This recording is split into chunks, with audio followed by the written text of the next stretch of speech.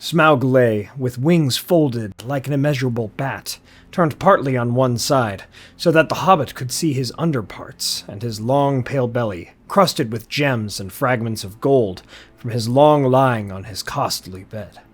Michael Van and Yoyston here, and I hope you all are doing well, wherever you are in Middle-earth. Today we are speaking of the chiefest and greatest of calamities, at least according to Bilbo, Smaug the Golden. I want to talk about his history, but since his lore is actually very well documented in one of the most classic fantasy tales of all time, I also want to speak more about the character's place in the larger story, a few assumptions we might make about him, and what his character actually does for The Hobbit. A few sources beyond The Hobbit and appendices for today's video may be found in the description and cards. My friends, thank you all so much for joining me today. Let's begin our tale. Smaug the Golden, whose name interestingly means squeezed through a hole in Old English and Germanic roots, was a drake from the north. But exactly which part in the north is a mystery, either the Grey Mountains, Forodwaith, or beyond.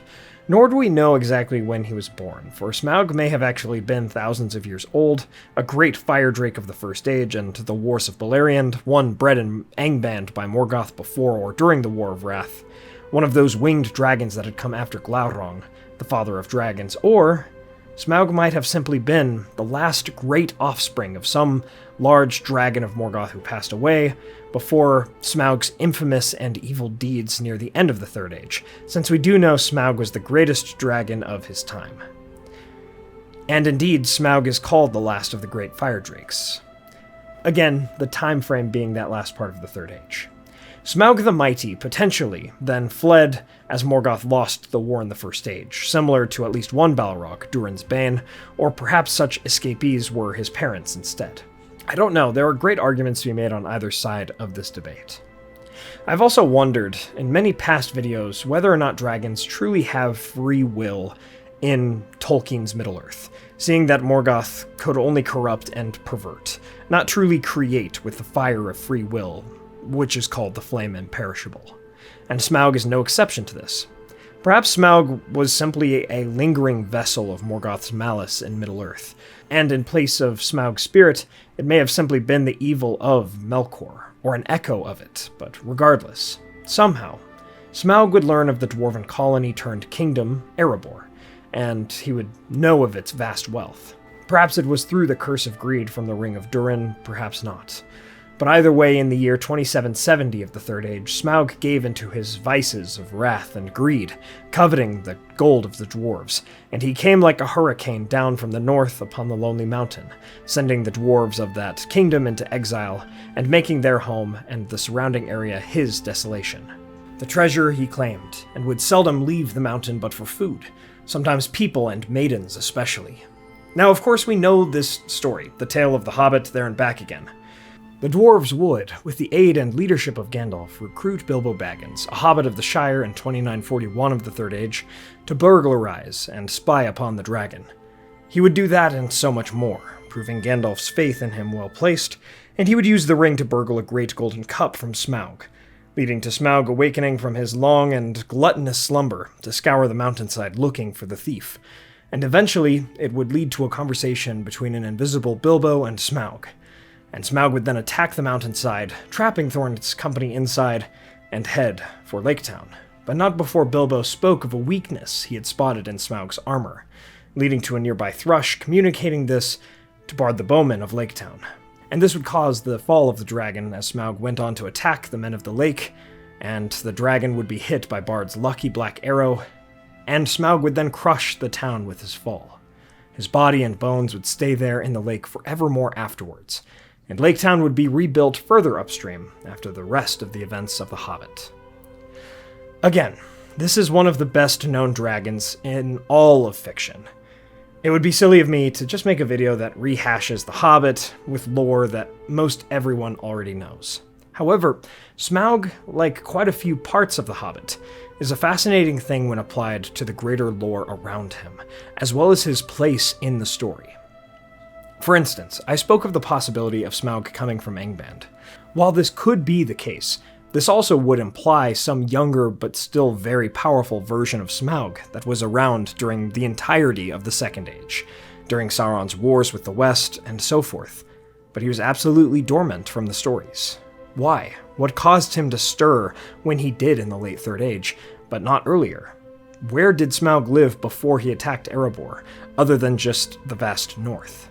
And how did he hear of the treasures of Erebor when he did? What did he really want Erebor for? Because he attacked it when he did. It's totally fair to apply the easiest answers to all of these questions to them, certainly, as it is a children's story with a relatively straightforward narrative when compared to something like the Silmarillion. Perhaps there are no super intricate answers to all of these questions, but maybe there are. It could be that lingering dwarves in the Grey Mountains were continuing to be hounded by drakes and dragons long after the War of the Dwarves and Dragons, and perhaps Smaug was eventually discovered or disturbed, leading him to learning of Erebor in the south, and then his eventual invasion of Erebor. Many wonder why Sauron also never teamed up with or took Smaug into his service, which deserves its own video, certainly. Perhaps he simply did not know Smaug was in the north until he was too weak to do anything about it in the story, or maybe Smaug would not have served him, and it would have been more dangerous than anything to approach him. Now, perhaps due to the timing of Sauron in Dol Guldur, as well as Smaug being in the north, there was some sort of unknown alliance between the two, but I don't really have much to back that up at this time. Again, it could be all Smaug wanted was gold, but Erebor had been around for such a long time. It's just strange that suddenly Smaug somehow learned of such a place and just decided to invade one day. Again, it's totally possible that it happened, but perhaps not. Was Smaug entirely motivated by gold? We are led to believe so, but dragons, while greedy, were also driven by more, usually. Did Smaug want revenge for some previous battle, war, or disaster with the dwarves? And finally, what happened to his kin, especially if he was born in the Third Age? We know there are more drakes to be found in the north, but how did Smaug relate to them? These are all things worth thinking about when it comes to this character. It's actually quite a big deal that he exists when and where he did in the lore. Now, when it comes to his role in the story, Smaug is certainly inspired, at least in the events around him, by Beowulf, but also he's inspired by Fafnir from Germanic lore and mythos. Smaug is the great, fiery evil embodying many of the deadly sins, and that brings out courage and faith and bravery from our hero. However, in this case, our hero doesn't slay the dragon.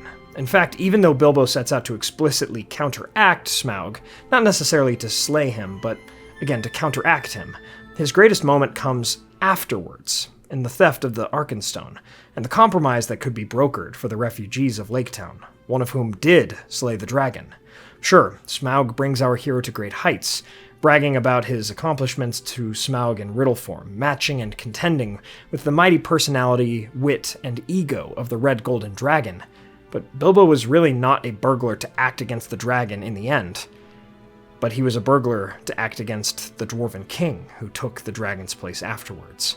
That is a whole different place in a storytelling sense than the role that most dragons in fantasy do play. And I think that is worth mentioning in any piece examining Smaug. In fact, that is my favorite part of The Hobbit, what Bilbo does after Smaug's death. And so, my friends, those are my thoughts on Smaug the Dragon. Certainly not a typical epic character history, but I find it fitting for a, in some ways, not-so-typical dragon, whose story is at the same time well known, but whose true role in the story is also quite different from many other dragons. From Smaug, we see the embodiment of nearly all kinds of evil.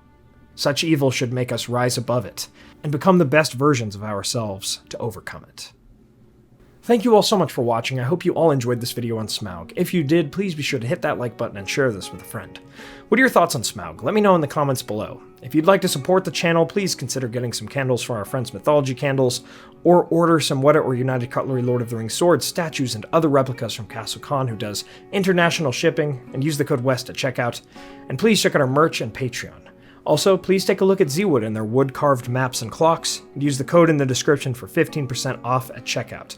A lot of good things down there, guys. Please check it all out. Thanks to our Valar tier patrons and YouTube members who make all of this possible: Peter Shepard, John Hume, Reese Jenkins, Arthur Merlin, Theodore, Andrew Carlisle, and Zoomi. Please subscribe and hit that bell button to join the Men of the West and all of the Free Peoples today, and I'll see you all again next week with a theory on what if the dwarves accepted Sauron's deal and betrayed the Free Peoples. My friends, thank you all so much for joining me on this adventure. Until the next one.